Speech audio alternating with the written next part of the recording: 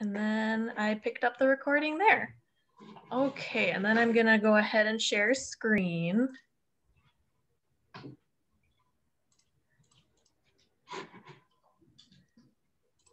All right, can everyone see that screen? Intro to set design, looking good? All right, so we'll just kind of run through kind of a rough agenda. I'll also throw out there that both Libby and I have small dogs. So if you hear barking in the background, I think most of us on this have small dogs. So you'll understand if the barking happens. So just as kind of a rough outline of what we're gonna focus on tonight, we're gonna kind of talk through some of the basics of script analysis, the relationship with the director and other designers, various paperwork that's generated as a set designer, different furniture and set decorating, and then you always got to make sure that you hit a little bit on safety and various theaters' different policies. So we did a little introduction kind of amongst ourselves, but Libby and I will give you a little bit more about our background. My name's Sadie Ward. My education is theater studies and arts administration from Viterbo. I'm currently going back to school at Minneapolis College for architectural technology, and I do quite a bit of freelancing set and prop design work when there is actually sets and props to be freelanced. So once they are back, we'll be back at it. So, Libby? Yep. Yeah, so I went to undergraduate at the University of Wisconsin-Stevens Point, and then as noted, I did my graduate work at the University of Tennessee, all in scenic design. I now live in New York, but obviously grew up in Minnesota with Sadie, and with Rudd directing us since we were very young and all the way up through high school. And now, yeah, I live in New York. I currently working in film.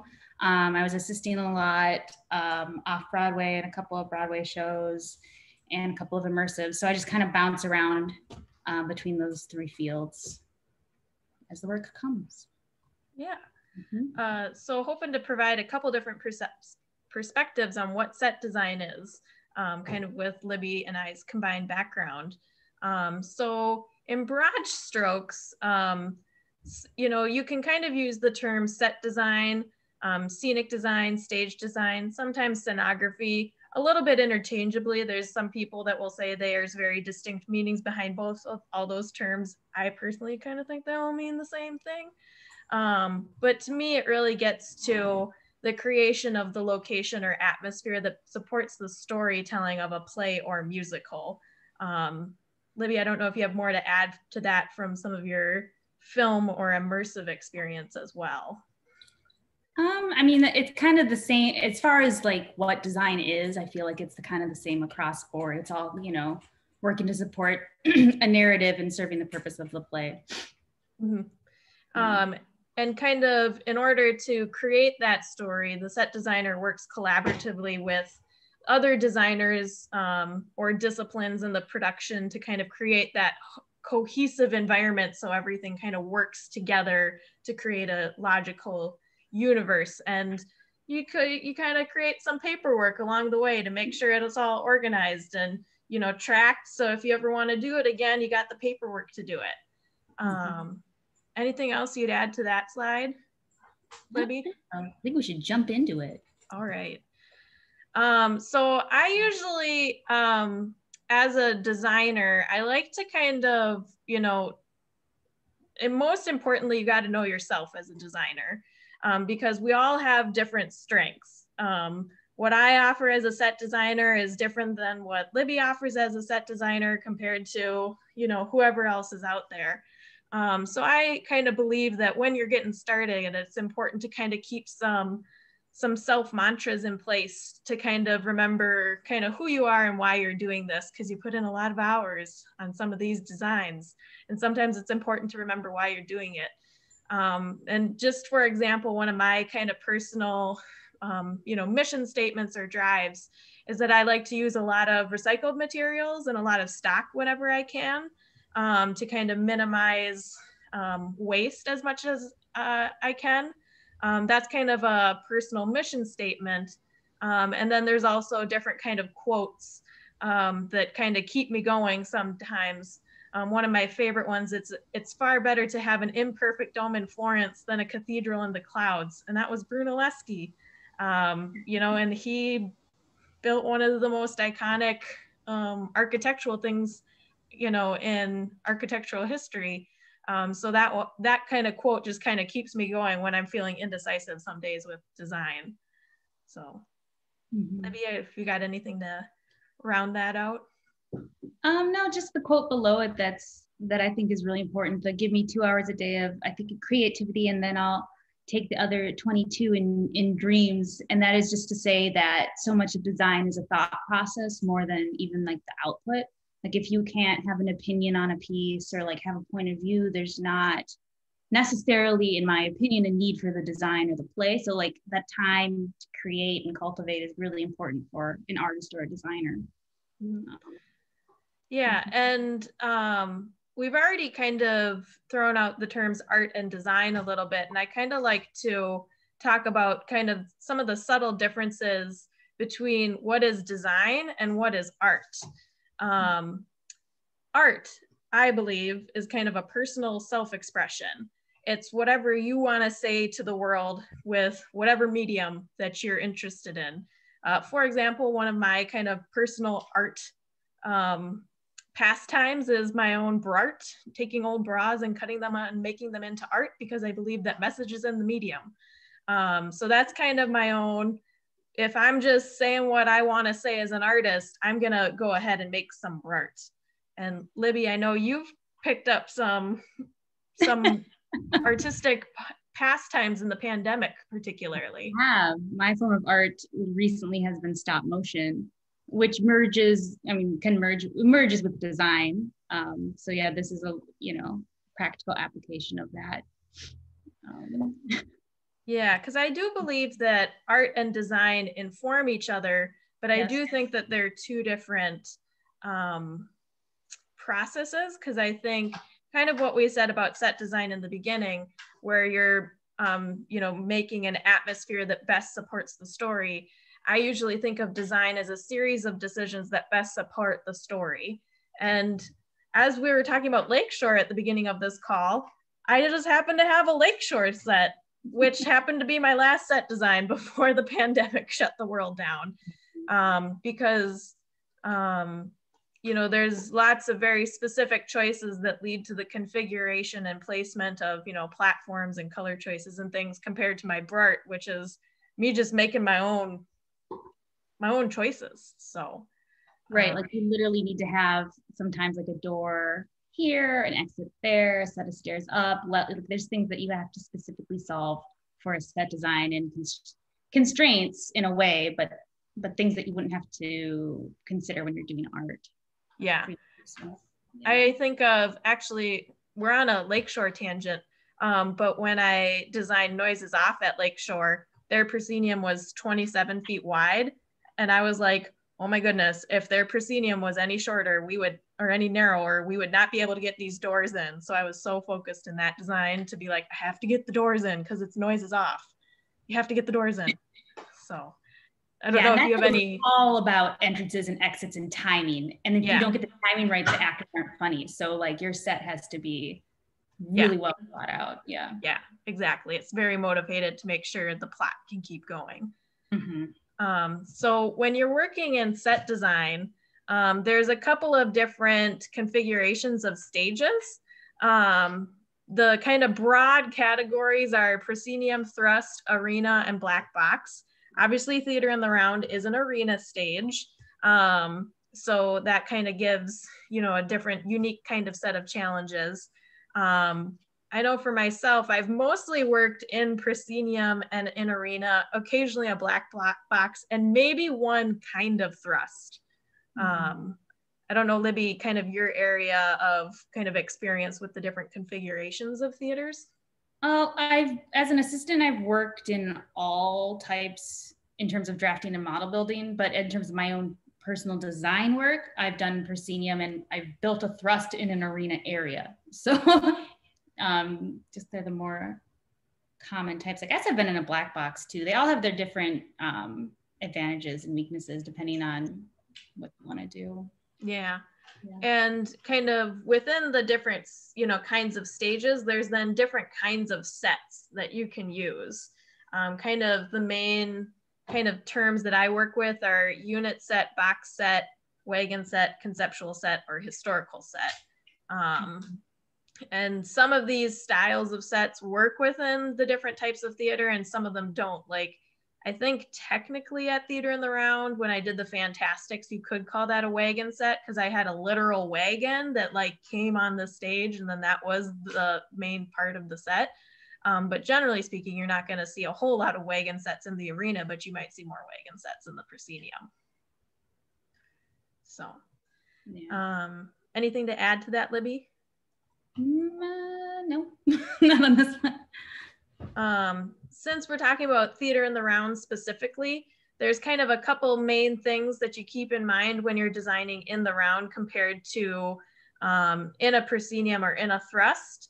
And you can see here a bit, can you see my cursor on the presentation? Okay. Yeah. Okay. Sometimes I burst Zoom recording. I don't always know what I'm doing. So you can see here at Theater in the Round, we're dealing with lower walls. These are 38 inches high. So you would just make a series of different choices when you're talking about low walls. Your sight lines are entirely different in the round because your audience is around looking down at you. Whereas in other theaters, you know, you've usually got kind of one side that the audience mostly works on. So in an arena, you end up playing to your strongest areas end up being your diagonals. So here in the arena, from tunnel vom up to this audience aisle, this is a strong angle. Between these two vomitories, it's a strong angle. So that's what starts to inform your set design in terms of traffic patterns, so that, you know, if someone is on one of these arcs, the majority of the audience gets a profile rather than a front or a back to them. And then ceiling pieces are always a consideration in the round because you have the audience actually walking in, so you're dealing with, you know, more of an atmosphere kind of around. And I think we just had someone join, Kareen. Welcome, Kareen. Please feel free to jump right in. I do ask that everyone stay on mute while we're recording this for a YouTube upload later. So, Libby, anything else to add about what to kind of keep in mind if you're specifically designing in the round? I guess just kind of just to tack on to what you already said, like with the low walls and things, it's the architecture of the theater becomes just as much as part of the design in a lot of ways. So the decision of if you're going to address those small walls or a ceiling piece or even like the pillars is all stuff to consider. You know, it's all one big space at that point. And it's inherently kind of has a little bit more of a voyeuristic quality to it. Yeah, which is common. Yeah, it's an interesting type of space to be in. Yeah, you bring up a good point because actually there's kind of a joke that it's theater in the round, but this is a stage made of angles because there's all kinds of, it's not a symmetrical space. So you're entirely right that the architecture of the space definitely informs and also creates that sense of, you know, because I've definitely made choices at the theater of, does stuff hang over the audience because is the audience part of this story, or are we creating, you know, the fourth wall that's normally part of other set design, but then you're creating a fourth wall in like a tube. Right. Kind of getting back to kind of general processes, we wanted to kind of just walk through some of the key people that you'll work with, kind of whether it's theater or film, and just kind of walking through at the top. Both theater and film have a director. As a set designer, usually that's the first person you talk with. Libby, I don't know in film if that's kind of the normal cadence as well. Talking with the director first, I'd say it's actually usually more producer and the writer. You're going to get it's a little different because the writer is going to send you you and the director the script. And most of my experience is in episodic television, so that's going to happen every 8 days. And the director and the designer aren't necessarily together at that point. They'll read the script separate. So you're kind of starting both at the exact same time. And everyone, because we have such a short amount of time, everyone kind of jumps at once. So that makes sense. Yeah. Yeah. Then kind of as you kind of work through kind of the hierarchy of things, in theater, you kind of build a rapport right away with your technical director or the person that's going to build your set. Or at least I try and build a rapport quickly with that person, because you become very dependent on them because you're usually making drawings for them. So I always like to, establish a good working relationship there. And I know in film, it's a different terminology. Yeah, it's basically film is it's very similar, but it's like every department's kind of beefed up. So instead of a technical director, like that job is kind of split between myself as a draftsman, a construction coordinator, and the key carpenter. So I'm going to they're going to build straight off my drawings as opposed to in theater where they take and re-engineer. We don't have time for that. So like I need to know my materials and be able to have a discussion with the coordinator who's going to place that order and approve it. And then the key carpenter who's going to take my drawings and actually build it.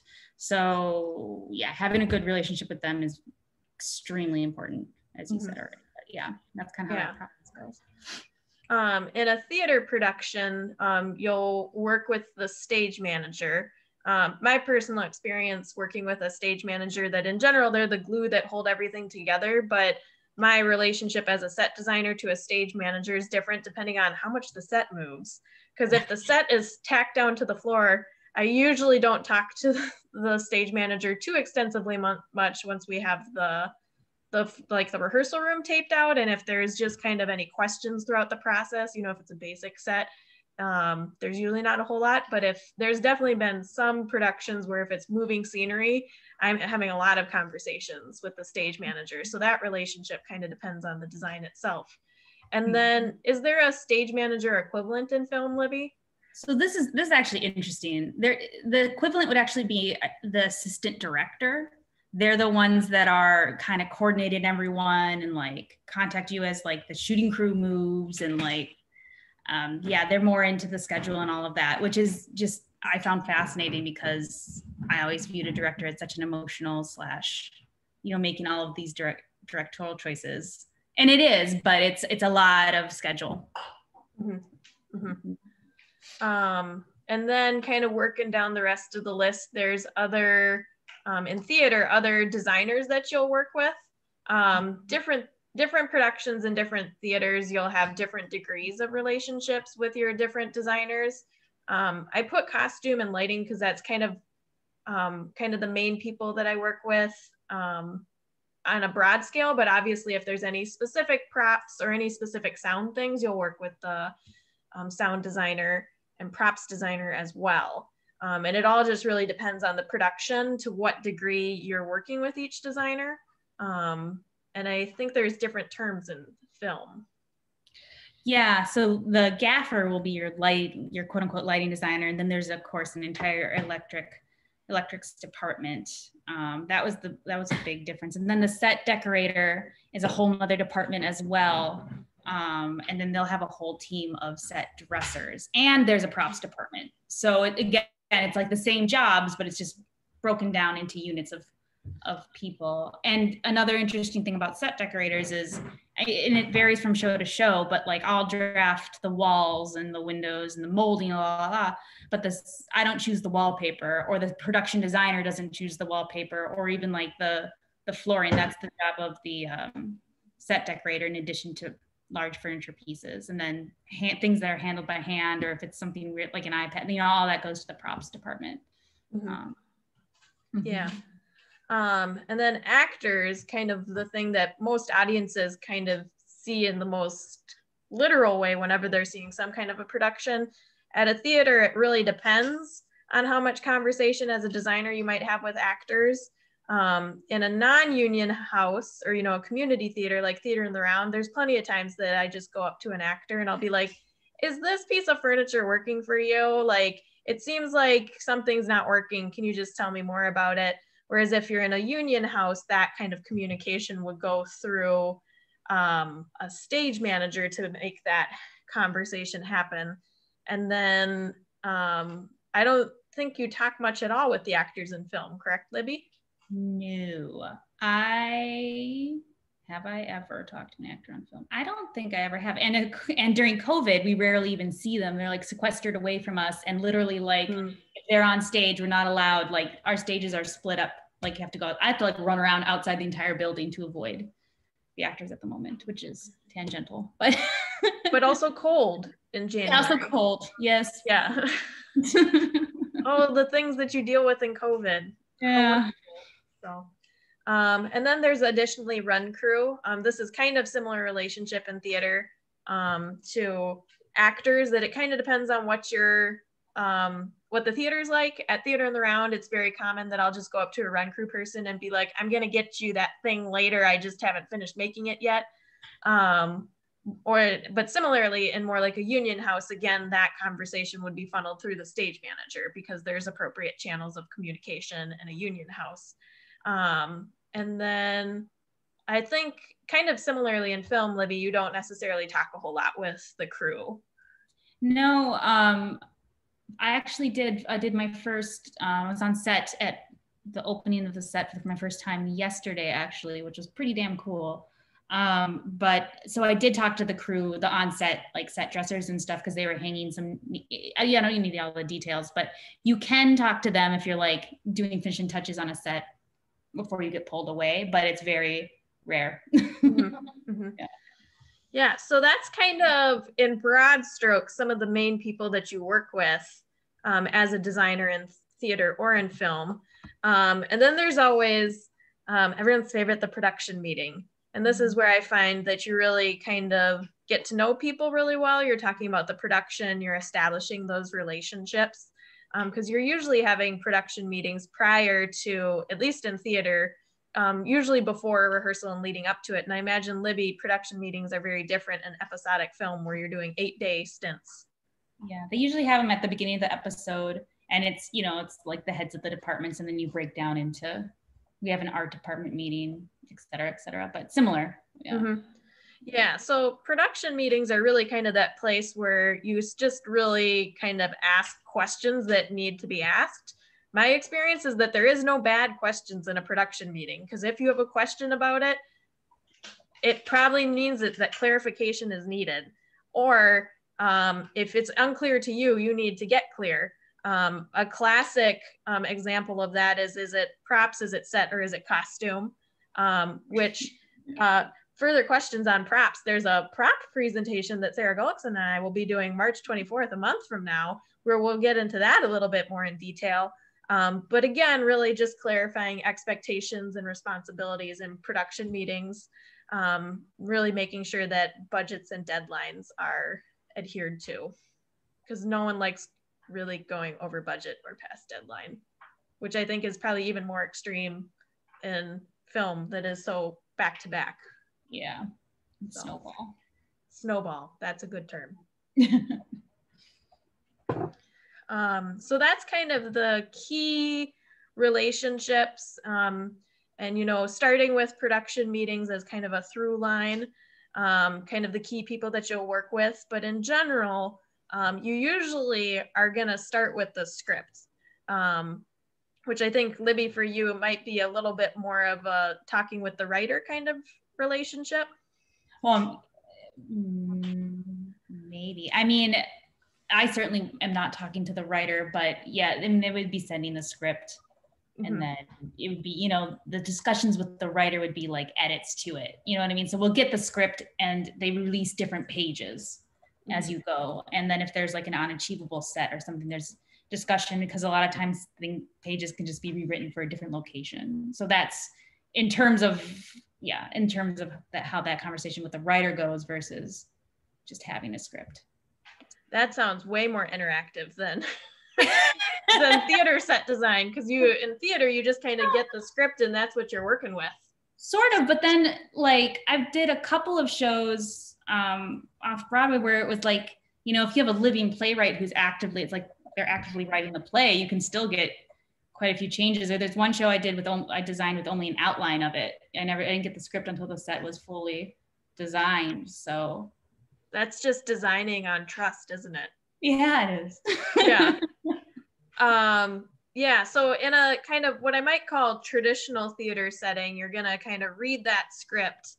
And it's really so that you can kind of take that script and break it down into manageable components. So I'm a big like color-coded spreadsheet kind of person.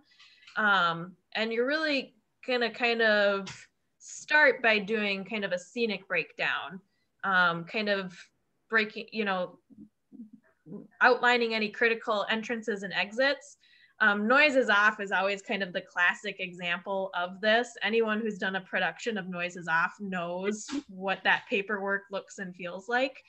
And, you know, things that I've also kind of tracked in a scenic breakdown is the, like literally how long a scene is, because sometimes that helps me inform how much time to devote to a certain aspect of the set. Because if something's only, you know, a quarter of a page versus 5 pages, I'll, you know, approach that differently. And then as you're kind of reading the script, you'll come up with a furniture list as well. So it's really just getting really familiar with that script and kind of making lists of things. Libby, anything to add to that? No, I think that encompasses the nuts and bolts of this area pretty well. Yeah, just got to do it. Yeah, you just got to do it. It's the first part. So once you kind of get that first pass of that script analysis in, so you kind of know what are the big kind of things that you're trying to solve for, then you'll start creating the other paperwork. And I usually view paperwork as communication tools, because different theaters work differently. It's good to have a conversation with each theater to know what they expect. Sometimes it's outlined in your contract. Pretty straightforward. You are going to be required to have a ground plan every single time. But then you start getting into elevations, models, and renderings. Different shops work differently. What one theater might want to model, another theater is like, we don't really need a model. Libby, I don't know if you have different kind of sets of paperwork for film. I mean, again, it's very similar. You would add in a director's plan that gets issued to everyone that has, you know, it's like a quick reference in addition to like a ground plan for a set that you're sending to the shop. But it's very similar. I would say that in general, we've moved into 3D modeling within our drafting program versus a white, you know, any kind of physical model, whereas theater, it seems to me, still prefers a physical model. Yeah, we'll kind of delve into each of these a little bit more in detail. So kind of starting with the ground plan, that's that kind of top-down view. I know for myself, this is usually one of the first things that I start with before I start thinking of things in 3D, because I just kind of try and pace out, you know, where are these big components of a set going to be. Is your process similar, Libby? Pretty similar. After as you get more comfortable with like how big things are, and like a lot of times I'll start with a sketch and then I'll take that sketch and I'll translate it to the ground plan, because that's where my idea comes from first. If that makes sense. But yeah, before you can build a model or do any real elevations, yeah, I always do a ground plan because it's got to fit. Yeah. And sometimes it's a back and forth process that you start with a ground plan and then you make maybe a little white model and then you say, oh, that doesn't quite look how I want. And then you go back to the ground plan. So sometimes it's a back and forth process. So that's just looking down at the set. And then we get into elevations, and there's different kinds of elevations. So this is where I say it's important to know what theaters want, or maybe not even the theater, but so much your technical director, or if you're lucky to have painters, what your painter's gonna want in terms of paint elevations. Because there's construction elevations that are usually just line drawings that just like literally say this is what it looks like drawn out. And then painting elevations are a colored image of it, so that you can kind of hand it over to a painter potentially and say it looks like this once it's built. So, Libby, do you have anything to add about elevations? No, I mean, I kind of touched on it earlier that, what is this? This is an elevation of when noise is off, right? That, you know, I don't know, in television versus theater, again, like things are going to be drafted a little bit more specifically, and never underestimate the power of a full-scale detail. That's very true. Anything that is not detailed is left to interpretation. Yeah, you don't want that. No, you don't. Because even sometimes, like, even I don't even think of something and it's like, oh, I did not detail that. And I see it was interpreted, but I cannot complain because I did not detail it. So that happens sometimes. We mentioned a model, and I would say yes, that the theater do like their models because I think they like being in rehearsal and sitting next to the model. But you've mentioned that film is a little bit more of the 3D modeling. Yeah, I've been using a mixture of SketchUp and Vectorworks to produce 3D models, and I've been using that for theaters as well, especially if like the theater doesn't want to pay for a model, but I kind of need it. But sometimes I'll just use the computer to generate that.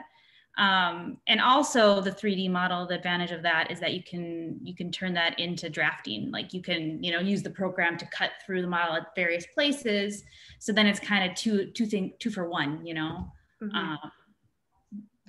Yeah, I know that my professors, which they have an architecture focus, but it's still kind of the same principle that as soon as the glue dries on a model, it's immediately out of date because you're like, oh, that's what that looks like. I want it moved over there. And then you're like, I'm glad I spent 100 hours on this model. Great. Awesome. Well, specifically, I was working on the Blue Man tour that went out last winter. And we had a drafter, we had a 3D renderer, and we had a model builder. And this poor model builder, like every day she had to start over. And eventually and it was in 1/2 inch scale, so it was massive. Eventually we just like gave up. Oh. And it was, yeah. Yeah. Yeah, you do bring up a thing with models too. The scale that you make it in also can impact how useful it is. Because sometimes I've intentionally made them itty bitty because I'm like, here's just a quick little snapshot of what it looks like. And then I've actually used models to just like literally be able to map things out too. So specifically that Noise is Off production that I did at Lakeshore, I literally had to have a model because I was like, I don't know how intermission is going to happen because we couldn't use a turntable. So I used the model in that instance to literally map out how that was going to go. So kind of depends on the circumstance in a lot of ways. Yeah. So, and we have this stellar example from model to reality that Libby did. I'm just going to let you talk about it, Libby. Yeah, this is a piece I actually did for Alvin Ailey American Dance Theater in New York. And you can kind of see here, my model at the top. And I actually used that. It was a model, and it's also what I sent to the shop. I should have included that as a paint. I took that, I put it on a flat piece of paper, and then I had a larger version of it next to it. And that went up to the scene shop who was painting the drop for me. And it's kind of interesting to then to see, like, I wasn't sure exactly how to construct the drop at first, and in consultation with the shop, we ended up using something called opera netting, which you can kind of see in the picture on the left. It's all those little, it's like a woven net. It looks like a fishing net almost, and it completely disappears when you light it properly. So what we did is actually rolled out sheets and sheets of muslin that they dyed. And then they had a press. I didn't actually see them do this. They cut out each of those flowers separately, not separately, as like they put it between like a jig and then cut around it so they could mass produce these flowers. And then they created I'm trying to remember, a resistance stamp. It had to do with wax. So it was already a paint, colored fabric. They put the wax on, and then they could paint over that, so that suddenly you had 3 different colors. It kind of like, it made this watercolor effect, so that they could quickly make all of these and adhere them. to the drop. And so just in terms of scale, how you can see you're working small and growing big, this drop is 40 feet across on the top. And that picture below is a picture of it down flat in the scene shop before we brought it into the space. And then obviously that's a production shot. So yeah, it just kind of shows how you circle through all that. And I had a lot of we explored a lot of different colors in that model too, different flowers and et cetera, et cetera. But yeah, because I think I remember actually visiting you and there were a couple different colors of the sheet of the model while you were experimenting kind of with which color you landed on. Yeah, yeah. So, excellent. We touched on this a little bit already with some 3D modeling, but this idea of rendering. So in the upper left-hand corner, 100% taken off the internet, that's an actual, watercolored rendering, which there really is an art form to that. And that I think that this is like the original rendering of Death of a Salesman, Arthur Miller, which is part of the reason that I was like, this is an important rendering. Is this the other... Do you know who the designer is? Is it you're really pushing my theater history here. Sorry. I feel lucky I remember Arthur Miller as the playwright some days. But the other renderings are actually Libby's renderings, which I think you use quite a bit of Photoshop, don't you, Libby? I do. And I'm trying to get a little bit more out. I'm trying to get out of that actually. The top right hand is actually all done in Vectorworks. That's all in a drafting program. So from that model, as I kind of noted earlier, and all of the lighting is in there too, like every bit of it. Even that woman, she's a Photoshop woman, but you can bring it in as a different component. So it's not like I had to place her on after the fact, and it produces your own it's the shadows and everything for you. So that's the goal. And then you can pull all your drafting from that and everything's in sync and all the updates happen really fast. The bottom left-hand corner actually is a 3D model that I brought into Photoshop and added all of those things because it was a more efficient way to do that, with the glowing signs and adding effects, et cetera, et cetera. And then on the bottom right, that is again, all Vectorworks. It just depends on what can get you there the fastest. So knowing several different technologies is really your friend. Yeah. And I think kind of bringing it back around to like the part of the model conversation, sometimes it depends on who I'm working with too, because sometimes, at least in some theater productions, sometimes I work with a director that I know has really good visualizing skills, and maybe we have a shorthand established that we're like, it's kind of like this, and we already kind of know what we're talking about. But sometimes you're working with a director and I'm like, this person, they just do not know what I'm talking about. So sometimes I'll use these to help. Again, it's a communication tool to make sure you're on the right page. And we have our fact checker, Sarah, with us. Joe Milziner was the set designer. Milziner. Yeah. Thank you, Sarah, for being on our theater history. Well, and just one other thing that's interesting to note, and it's cool and it's sad, is like the difference between the beautiful art that Joe Milziner produced, and then our kind of colder, still evocative, but colder renderings they're producing now, much more accurate, much more easier for everyone to understand, but a little less romantic, I guess. Mm-hmm. Well, and I think it also has to do with the time frame too, of most theater and entertainment things, because compared to actual architectural renderings, there can be hyper realistic kinds of renderings. So again, it's all kind of on the spectrum of what you need, because I don't think we'd ever spend quite this much time to make a theater rendering this big, this beautiful. But in an architecture firm, there's entire departments just dedicated to making these. They sit in Photoshop, these things of these multi-million-dollar buildings people are paying for. But yeah, it's all there, all different tools to help you express your own ideas as a designer and communicate it to other people. Because if you have an idea, that's great. But if you can't get it out of your head to get someone else on board to explain it, kind of doesn't matter, which goes back to my Brunelleschi quote that it's far better to have an imperfect dome in Florence than a cathedral in the clouds. It works every time, that quote. Quite a bit of most productions, there's gonna be some level of research that you need to do. Usually the first step is kind of knowing your time period. If it's, you know, modern day versus Victorian times, you're gonna design with very different circumstances. Libby, I don't know what kind of research you do for film. When you're doing a turnaround that quickly. I mean, honestly, what I'm doing right now, it's a lot of squares. It's a lot of, you know, like everyone knows what a storefront window looks like. You know, like I had to research pillars. You do that really fast. You know, it's different between film and television. Film, you have more time to research. Television's quick, and you research, but maybe you have like half a day. You know what I mean? So. Mm-hmm. Mm-hmm. Yeah, I think it's always good to do some research if you're unfamiliar with your time period in theater. Sometimes you might be kind of making a non-existent time period. I think like Shakespeare is kind of common these days to kind of put it in its own. Shakespeare in a different time period, but it looks kind of steampunky kind of a thing. Yeah. So, you know, kind of doing your, don't act too disgusted, Libby. Oh, steampunk. But I think it's important to have that kind of stable of research to kind of pull from, because again, that's what, you know, you kind of share with your other designers to be like, you mean steampunk with a gear, right? Well, not like steampunk like dirty. There is, where did I put it?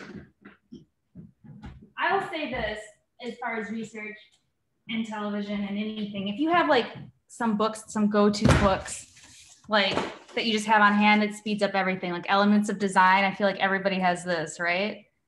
And then like, definitely had access to it in college. Yeah, and then I recently became aware of graphic standards for architecture, which tells you like how big a hospital hallway should be. Like it should be at least, you know, 8 feet, blah, blah. Anyway, that's a great shortcut for people. Yeah, there are some kind of go-to kind of resources that you kind of develop over time. So, and it comes in all different kinds of forms too.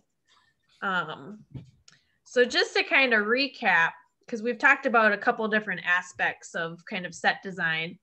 So the phases of set design, at least for theater, you kind of initially start with reading the script and doing that research, having a conversation with the director about the design concept and kind of the direction, because, you know, as a designer, you're kind of there to kind of support ultimately the director's vision, because as a designer, you're not saying we're putting Shakespeare in space. Anyways, as a designer, you might say, oh, we are? Okay, I'll get on board with that. You know, kind of doing that reading, coming up with that concept, and then continuing to kind of flesh out and realize details. And different productions sometimes work at different paces for realizing details. Sometimes you go into a rehearsal process knowing, I don't know the furniture layout, so you can figure it out in rehearsal, but sometimes that varies depending on who you're working with. And then pretty much generally in most traditional theater, by the time you get to the rehearsal process, your ground plan is pretty much done. And then you discover things in the rehearsal process. Generally for set design, most of the things stay the same. A lot changes in props though, which we'll review in the prop presentation on March 24th. That's when time is exciting for props people. But you have rehearsal and then you eventually get to load in where you're actually putting the set up. You get to tech. In an ideal world, your set is done by tech week. Maybe you're doing some painting. Sometimes you have a compressed time frame depending on the size theater you're working in. Then there's the maintaining of a show, because if it's a really long run, some sets really get beat up and need to be maintained, and different theaters have different ways of maintaining a show. And then there's always strike and rental returns. So that's kind of a linear process in a lot of ways. I think in film, you have a little bit more kind of a cyclical or circular process, Libby? Something like that. Sometimes a little sideways, but yeah, it's more circular. Yeah. Anything to add to that, Libby, in terms of process? No, I think that's a really good outline. Budget. Sometimes I just don't know where to put this in this presentation other than it affects everyone. It ranges. And always design within your means, because if you go over budget, generally everyone's upset. So there's kind of a couple of adages that Libby and I kind of reviewed. I kind of like the one that is pick two, good, fast, and cheap. Libby, I know you have your KISS example. Keep it simple, stupid. Yeah. Kind of when it comes to budget, just kind of different mantras that you can kind of maintain to kind of keep sane. Anything to add about budget, Libby?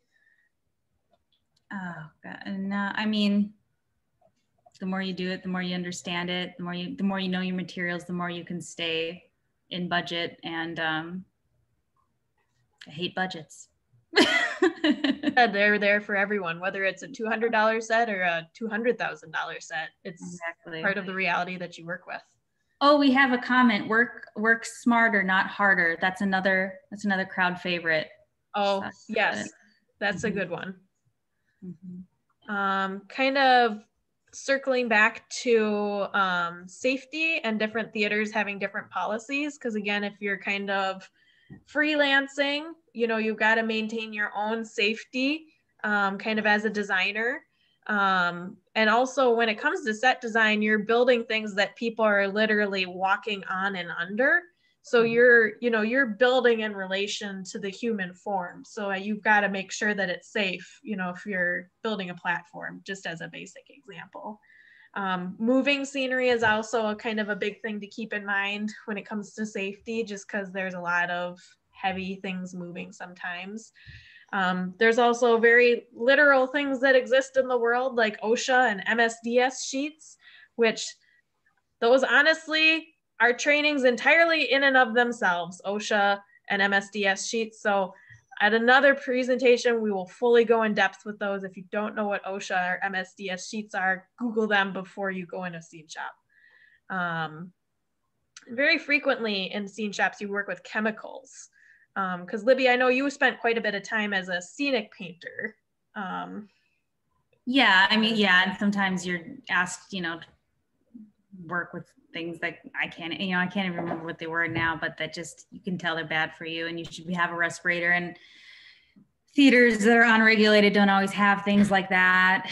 It can get tricky. So always just protecting yourself is really important. Mm-hmm. And personal protective equipment is sometimes the most important kind of piece of that. Some of the obvious ones are going to be goggles, particle masks, and respirators.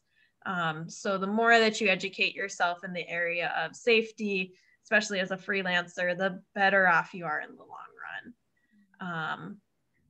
Anything else to add to safety, Libby? No, be safe. Just kind of want to circle back to, because we kind of, again, have talked about kind of the high level processes of set design, but really just reiterating kind of the different strengths that different designers have. Because I think it's really easy to compare yourself with other designers, to be like, I could never design that. And it's like, that's kind of the point. So, different designers get hired for different reasons. Mm-hmm. So, I don't know if you have anything to add to that, Libby. Different designer. I mean, I'm trying to think of how to say it. Different designers do get hired for different reasons. To a degree, you can learn any kind of design. Like everything's achievable. You could design for any type of play if you want to, and if you're with the right team of people. But you're right, and I think the thing that is interesting, and like as people redo Shakespeare plays or there's various revivals, I think one of the most interesting things is to be able to compare productions of it, and I think that's pretty special. So it's good to be different. Yeah. I also think as a designer, there's kind of something to be said that when you know your own strengths, sometimes you take on a production and you're like, yeah, I got this. I know I'm going to be so good at this. But I think there's also something to be said for like taking on a show that you know is going to be a challenge for yourself. Like, I don't do abstract well. I don't. I just want, my mind want things to be things. And I remember the one like very abstract show I did. I was so ready to be done with that design, but I was like, I learned a lot, and that's what counts. I may not have loved my design or the process, but I learned something here. That's fair. Yeah. And then set design, I think we've kind of hit on this a little bit kind of throughout our presentation, just in terms of like transferable skills, kind of starting with theatrical set design, but it can lead into all different kinds of areas, production design, museum design, interior design, film, drafting into architecture, and immersive design. I know, Libby, between you and I, we've got different kind of, you know, fingers in different ponds, or whatever the analogy is. Little pie. I got some chips, got some apple. Yeah. So I know I don't have a whole lot of museum or interior design per se, but I know you have film and immersive. So it's kind of learning different languages, but understanding how the skill set is still there. Yeah. So it's all storytelling. All storytelling at the end of the day in different mediums. Yeah. So if you're interested in getting started in set design, I think that there's different things that you can start to do to get, you know, to get involved in it. I think networking's a big one. And I think that there's networking outside of taking on shows. You know, there's informational meetings, getting to know people in the industry. I don't know if you have more to say about that, Libby. Yeah, I was just, you know, just getting a cup of coffee with someone. I think that can be the best way to start a conversation and get into an industry. And a lot of designers are excited to talk to young designers or get a cup of coffee, or when theaters start back up, you know, like go sit in on a tech. Like I think that's totally normal in this industry as a way of kind of apprenticeship. So yeah, that's kind of how I've seen the best way to get started at it is. Yeah. I think at any level you have to start some kind of portfolio if you're interested in design, because it's such a visual field. You have to make sure you're taking pictures of things, even if it's not directly related to what you might be aspiring to. You have to have some kind of examples of work that you've done to be able to show people.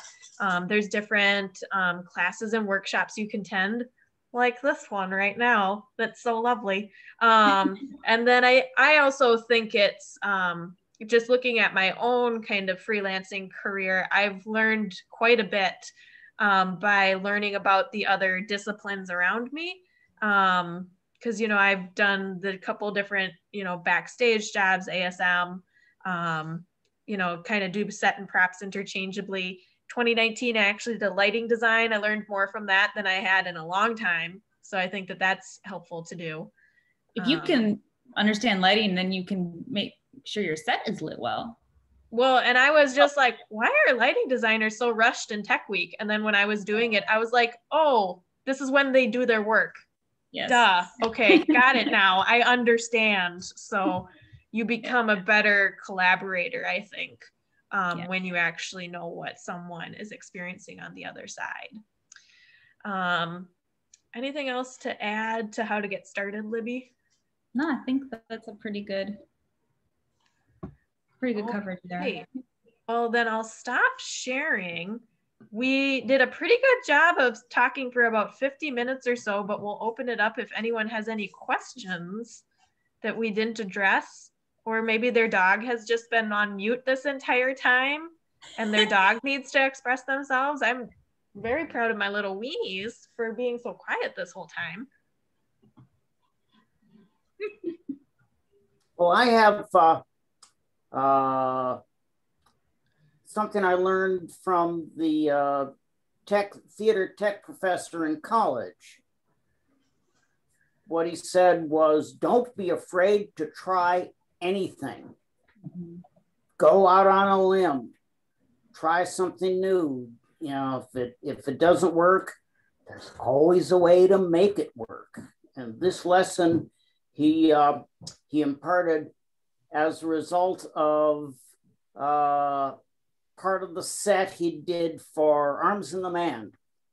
Behind everything, behind all of the furniture, was a drop that was covered all over with torn brown paper, into which was cut this graceful foliage pattern. And the idea was to light this from behind. And so back of everything, there would be this, green foliage on brown paper behind everything. Mm-hmm. It was lit from behind with green. And tech rehearsal brought up all the lights, and the green lights just disappeared. And there was just this brown paper backdrop. And so what he did was, in the dark before the rest of the lights came up, he brought up the green behind the backdrop, and this, out of the darkness emerged this graceful foliage pattern. And the audience went, ooh. And then brought up the rest of the lights, and nobody saw it again. But yeah, you got to play. He got it, ooh, from the audience. Well, and that's actually a really good point, that sometimes no matter how much you think about it in your head, sometimes you see it in space and you're like, huh, okay. I remember one time at Theater in the Round, I had these lanterns that, like, I was like, oh, this is gonna be so beautiful. It was some kind of like a hotel lobby, and I like hung the lanterns, and both me and the lighting designer was like, that is not what we thought that would look like. Like we just like couldn't even describe it. We're like, that just isn't right. And like I had spent this time like wrapping it like in muslin so it would have this like glow. We were just like, oh, we got to take it down. It's just not going to work. And sometimes that happens too. Ooh, I did a really bad costume for Angel in Rent. It like had all of these Christmas lights like in the skirt, and like I can't remember what anyway, I was so excited. He put it on. It was so heavy and terrible. It was like, anyway, yeah, been there. Mm-hmm. Yeah, not good. Yeah. Any other questions or adages about set design? You guys will appreciate this. Dave and I, our production meetings were about 15 minutes in the hallway 2 days before rehearsal started. And that would be a fine example of a shorthand conversation with someone that you have a long established history with. If I was lucky, I'd get a ground plan in time for the first rehearsal. Oh my gosh. The things you learn later. Yeah. I remember him building a little model for Miracle Worker, though, because I'd never seen that before. Oh, he was so proud of that. It was the only model he built. It was cool. Oh, it was great. Cool, yeah. It's fun directing on it too. My goodness. Yeah. I remember the top platform was very tiny. Oh yeah. And of course there was, I don't know, I think this was before your time. Bye Bye Birdie. Yeah, that was before me. That was like Sarah. There was the set was unit set on wheels with steps and platforms and different levels, all one great big thing that could roll downstage and upstage and turn it around, turn it sideways. And it was great to direct on. I used all of it. And then when it was built, it was so heavy, we couldn't move it. Got all the stagehands to lean against it, and they got it started, and then we couldn't stop it. Where did it land? Where did it stop? Oh, the figured out how to do it, how to control it. Put marks on the stage, coded marks on the stage that were extra long, so in case it went past those marks, they could push it back to, and Dave was a fourth grade teacher. He should have known about basic Newtonian physics.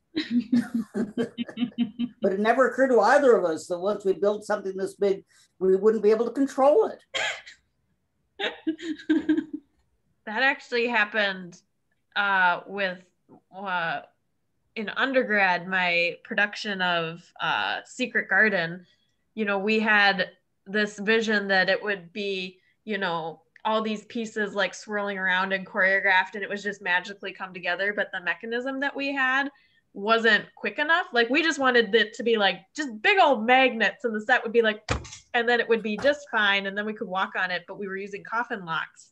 And so we ended up like in tech being like, oh my God, it takes like 3 minutes and we have all these scene configurations and it's a musical and I think I just killed those play.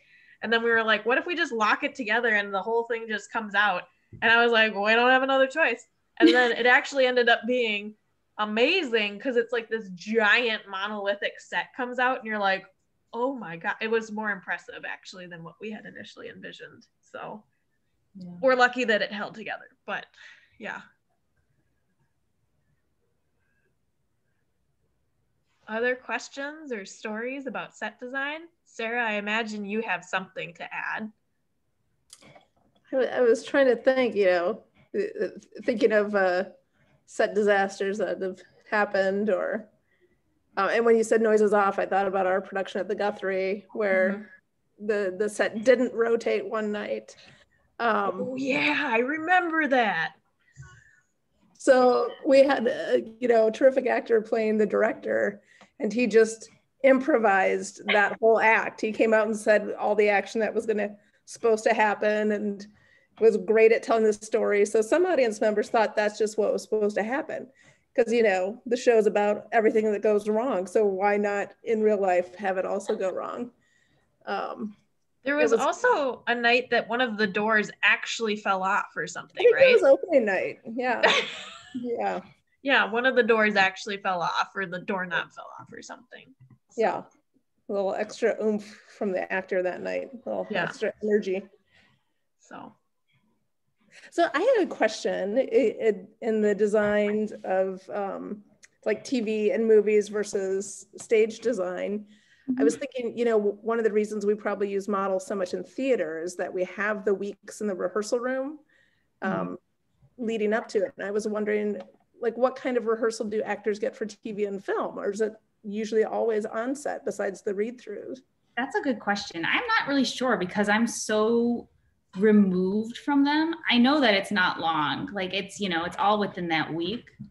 And they don't, if I'm thinking backwards, they do not rehearse on the sets.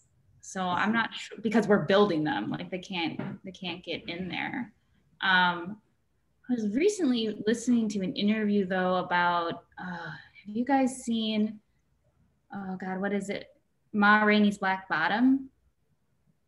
I haven't watched it yet. I hear it's great though. Oh my God, must watch. It's stunning. Like it's absolutely, and then after you watch it, you should, I should send it to Sadie because I think it was on, he did a interview, the director did an interview about his process on it. And I do know that he specifically requested an hour alone on the set, and they did also rehearse on the set, but he wanted time alone in the space with absolutely no one else there, which the fact alone that they were discussing that makes me think that doesn't happen very often. So yeah, it's a lot more restrained, but yeah, watch it. I'm gonna find that interview. George C. Wolfe, I think is the director. Yeah, it is. And I do think that is interesting that you bring up, because like in the theater, you sometimes end up being the only person standing around looking at things, being like, I have this much to get done. So yeah. Corinne, I know you kind of joined us late, but I just want to check if you have any questions or if there is anything that you were maybe looking for in this presentation that we maybe didn't cover or anything. And if you stay muted, that's fine too. I just want to throw it out if you have any questions. Oh, thank you. I appreciate that. I don't have any questions. Thank you. Okay, great. And then also just checking with Lindsay and my mom if you have any questions too. No questions from my mom. No questions for me, but this has been very interesting. Very educational. Thanks, Linz. Any other questions or stories to share? Well, I'm going to pause the recording then. And then if you want to watch it again, you can find it on the YouTube channel. So we'll be putting it on the Facebook page shortly. Excellent. So, excellent.